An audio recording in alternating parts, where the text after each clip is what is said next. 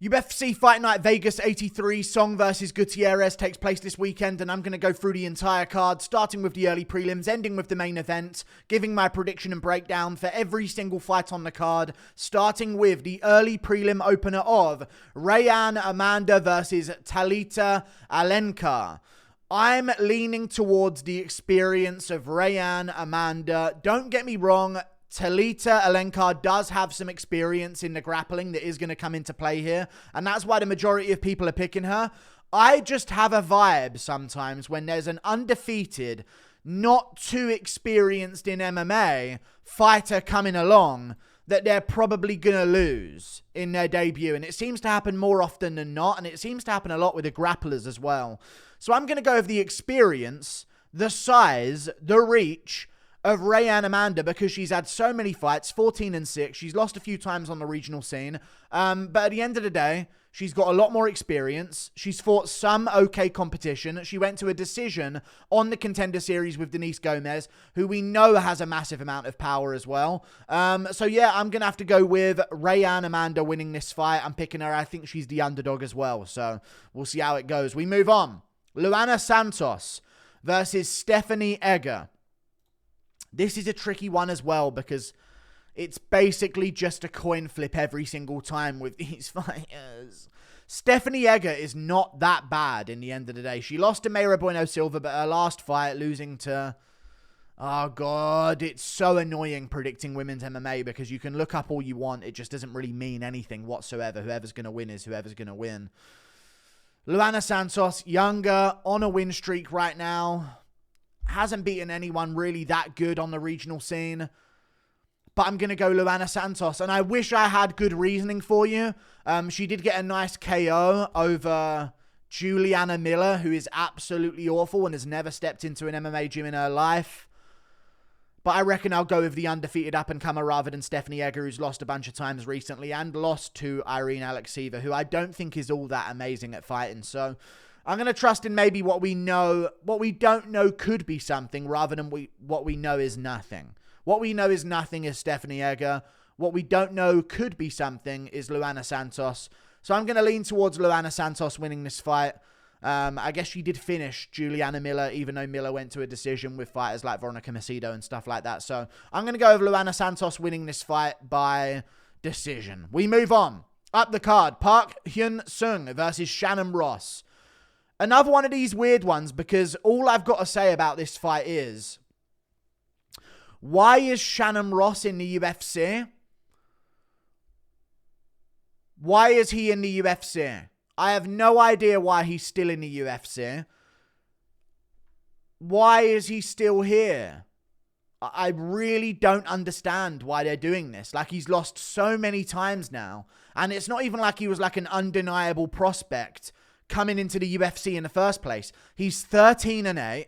He's getting up there in age. He lost on the Contender Series and then got signed anyway and lost 2 more times in the UFC to not even like top level flyweight prospects either. So I'm going to go with Park Hyun-Sung. Every time Shannon Ross has stepped into either the Contender Series or the UFC cage, he has been badly knocked out.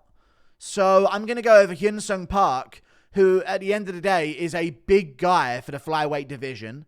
Big guy for the flyweight division. And has power and has finishing ability. So I'm going to go against Shannon Ross. I'm going to say that Park Hyun-Sung is going to drop Shannon Ross at some point in the first round and finish him by rear naked choke. What are we doing here signing Shannon Ross? I just don't understand it. We move on. Up the card, Tatsuro Taira versus Carlos Hernandez. This is another weird one at flyweight, because I feel like by now Tatsuro Taira should arguably be getting his ranked opponent. You know? He should be getting his shot against a ranked opponent by now. But he's not getting a shot against a ranked opponent for some reason. Like, he keeps getting these guys just outside the rankings. Another weird matchup to be on this card in terms of who they're going against. Now, Carlos Hernandez is very good, and I do not mind his chances against Tatsuro Taira, because at the end of the day, Tatsuro Taira's fight with Edgar Chairez was a very close fight, a lot closer than it seemed on paper. So in terms of the rounds that each of them won, Edgar Chairez dropped him in that fight, had him in a very tight guillotine as well. But I think at 23 years of age, these are things that Tatsuro Taira is going to very easily be able to learn from. So I am going to go with Tatsuro Taira winning that fight. But Carlos Hernandez is very good, but he's made very, very close fights with not so great competition himself. The Dennis Bondar fight, he won quite clearly by decision. Allan Nascimento choked him out immediately in the first round. There's the worry that I have for him against a guy like Tatsuro Taira, who's good at getting position, who's good at getting dominant position where he can finish from. I just feel like Tatsuro Taira's got a way bigger finishing advantage here. Most of the time that Carlos Hernandez wins, it's going to be by decision. And I think Taira will find the back at some point in this fight. And if he does, he's either going to ride out the rest of that round, or I reckon he could potentially get a rear naked choke. So I'm going to go with Tatsuro Taira. Younger, he was supposed to be fighting David Dvorak as well in October. That didn't end up happening for him. It ended up getting cancelled. Now he's fighting in December. So he's been out for a bit, 6 months after his last fight. He's been doing nothing but winning. I'm not going to start picking against him now. Maybe if he was being put against like a Tim Elliott, I'd be like, hang on a second. Elliott could like weasel his way to a win here. But I am going to be going with Tatsuro Taira over Carlos Hernandez. But after this one, if he does win, we got to move him up the rankings a little bit. Moving on. Up the card, Song Kenan versus Kevin Jousset. I'm going to go with Kevin Jousset over Song Kenan. Now, I know what you're going to say. Well, Song Kenan dropped Ian Gary. But outside of dropping him that one time, he didn't do much of anything in that fight. And he fought Rolando Bedoya, had a decent performance there. But, you know, it wasn't like Rolando was putting together anything mean on him. And he managed to outpoint him. And he's back on a win. So he did look quite good. But the thing that I think sways this fight, in my opinion, from what I would normally see as a 50-50, because Song Kenan is not terrible. Like, he got smoked by Griffin. But Callum Potter is a guy that he beat, which is like, you know, it's not really a good win. Derek Krantz is a guy that he beat. So he's been on a win against Rolando Bedoya, which isn't a bad win, although it was a close fight. He managed to like rock and wobble and knock off balance Bedoya. Otherwise, he was being outstruck pretty much. The main problem I have with this matchup against Kevin Jousset for him is CKB's very good at game planning. I know the Strickland fight doesn't really say that about Adesanya's game, but they're very good at game planning. And Song Kenan has lost to both Israel Adesanya by KO and Brad Riddell by KO. 2 guys from CKB. He came up around a similar regional scene. I think Kevin Jousset has got the perfect team for this. Adesanya in the gym. You've got Brad Riddell probably in the gym as well, even if he's not training. I know he does striking coaching there as well sometimes. So I'm going to go with Kevin Jousset. I think he's better than Rolando Bedoya. He's definitely bigger than Rolando Bedoya. He's got a longer range. I think he'll use that to his advantage here. Sometimes he is quite easily hit, but I don't think he's going to be worried about the takedowns of Song Kenan, so I think it's going to be a much better fight for him. I'm going to go with Kevin Jousset winning this fight 29-27. 29-28, unanimous decision. We move on. Up the card to the main card. Park Yun-Yong versus Andre Muniz. Now, this is an interesting one because Park Yun-Yong is incredibly underrated. Or Yun-Yong Park, whatever way round you say his name.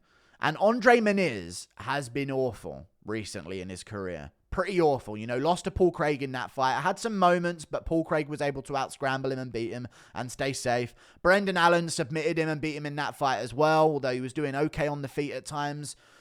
The problem I see with Andre Muniz is I don't see him KOing Park Yun-Yong, and outside of that, Park Yun-Yong has phenomenal takedown defense and really good jiu-jitsu defense as well. He's been put in bad positions before on the ground, and he does seem to find his way out of them and stay calm and work his way back up to his feet. You know, that's exactly what he just did to Albert Duraev, you know, stuffed a couple takedowns, got the submission himself in that fight after outlanding Duraev and dropping him at one point as well. Beat Dennis Tululim, finished him in the first round by using his grappling. Like, he's no stranger to the grappling.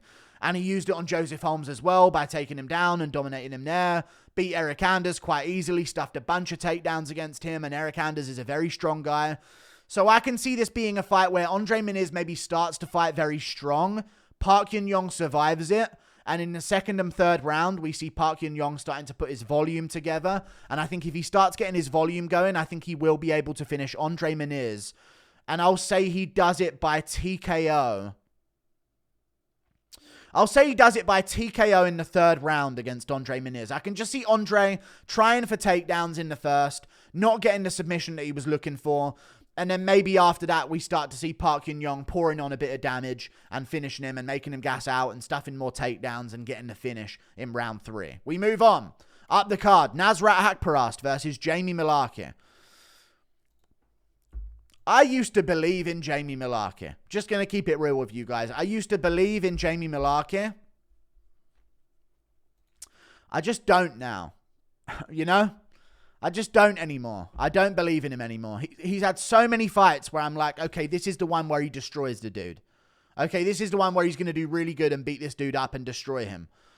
And he just hasn't had that performance since his run in 2021.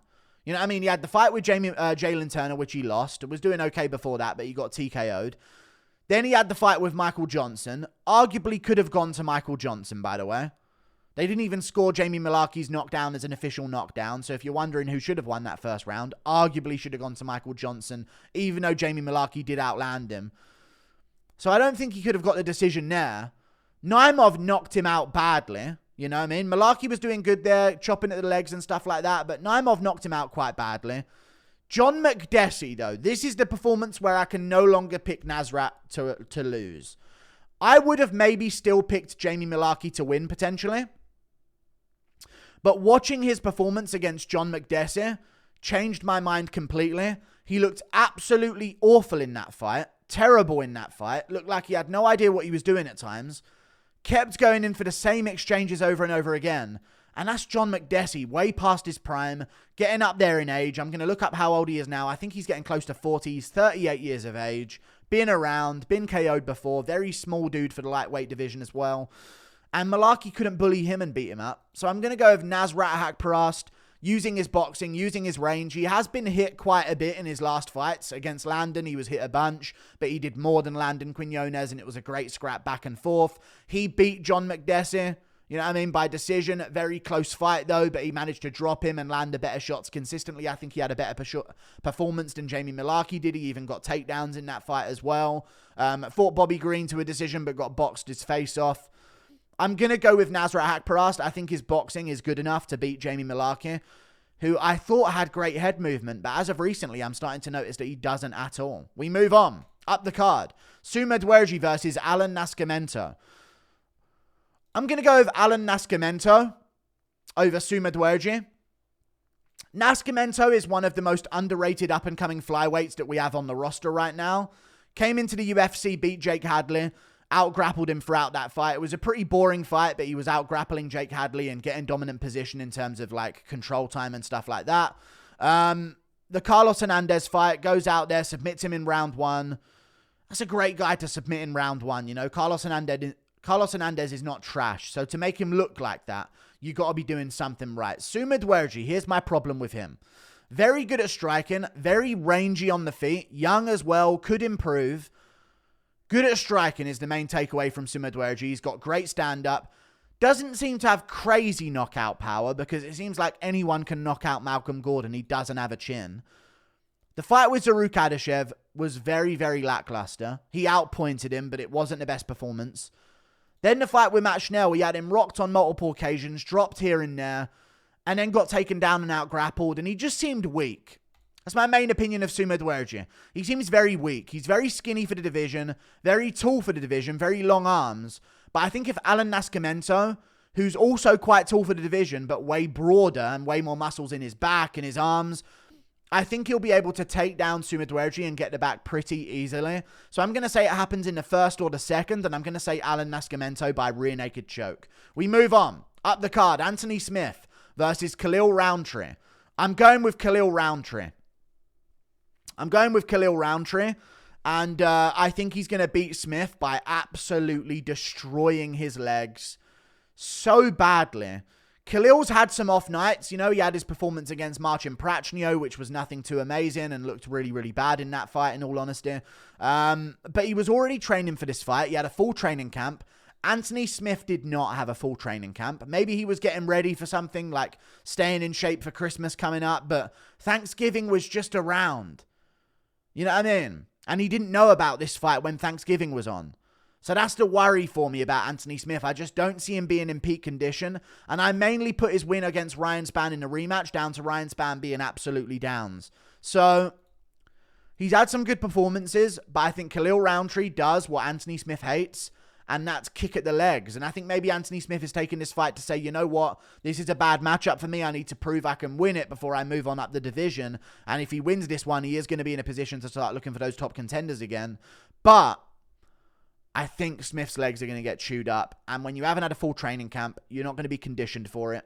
And I think that's going to be his downfall in this fight. So I'm going to go with Khalil Rountree getting this one done by TKO, kicks to a grounded opponent. I think he actually finishes Anthony Smith in round 2 and chews up his legs in this fight really, really badly. I also think he's strong enough and athletic enough to stuff these takedowns as well. So I'm going to go with Khalil Rountree getting it done by TKO against Anthony Smith. The boxing of Smith is not too bad, and maybe there could be a problem there for Rountree. But I think once Rountree destroys his lead leg, it will stop the 1-2 of Smith because he can't put his weight on that lead leg anymore. So I'm going to go with Khalil Rountree getting it done by TKO. He just does what Smith hates. And Smith has a really soy body with no muscle insertion whatsoever. And Khalil has really good body kicks and body shots, especially when you're on the ground after maybe having your legs chewed up. Who knows? Khalil Rountree by TKO. We move on. Song Yadong versus Chris Gutierrez. Interesting matchup in the bantamweight division. Important to note that Song Yadong knew about this fight longer than Chris Gutierrez. This is a bit of a filler card, let's be honest. A lot of these matchups are hastily put together. A little bit interesting to see. But Chris Gutierrez is good. You know what I mean? He is good. He's coming off a win against Hila Elateng. Pretty clear win that he had there as well. Before that, I think he fought, Pedro Munoz? Is that also in this year? Yeah, he fought Pedro Munoz. Got dropped in the first round and sort of allowed himself to lose a close decision that he was basically trying to get a robbery decision from. Song Yadong is just a bit different than anyone Chris Gutierrez has ever faced before, in my opinion. He has a tank ability, 26 years of age, little tank of a dude in the bantamweight division, had a very close fight with Corey Sandhagen, who I think plays Chris Gutierrez's game way better than Chris Gutierrez does. Beat Marlon Moraes, finished him in the first round easily. Julia Arce finished him in the second round, beat Casey Kenny. He's had great wins, and the only one who's been able to beat him is Kyler Phillips, because Kyler Phillips did some crazy Matrix shit by blasting head kicks and shooting double legs right away afterwards, and he sort of mixed it up and confused a young Song Yadong. But Song Yadong's 26 now, coming into his prime, looking better than ever. And I reckon he's going to beat Chris Gutierrez, because in Gutierrez's game, he does have some TKO finishes by spinning back fist. And, you know, he landed that knee on Frankie Edgar, who hasn't these days. But my problem with Chris Gutierrez is he leaves it too close, and you can't be getting hit consistently by Song Yadong like that. He hits with a different level of power, and I don't think Gutierrez is going to be able to have the power necessary coming back to play the tit-for-tat game with Song Yadong. And I don't think he's too versatile on the feet. He does throw some good low kicks. I think Song Yadong can deal with those. And I reckon Song Yadong's had more training time because he has. Younger dude, 25 years old apparently, according to the UFC. I'm going to go with Song Yadong getting this one done by TKO in the second round, or maybe the late first. I just think he pushes forward a little bit too much, and that's going to really not help Chris Gutierrez's game of tapping and moving and tapping and moving. So I'm going to go Song Yadong with his forward pressure, gets the KO win. Like and subscribe. Thank you for watching. Toodle Pip, I'll see you later. I went to the barbers and had my beard trimmed, and I fucking hate it. Goodbye.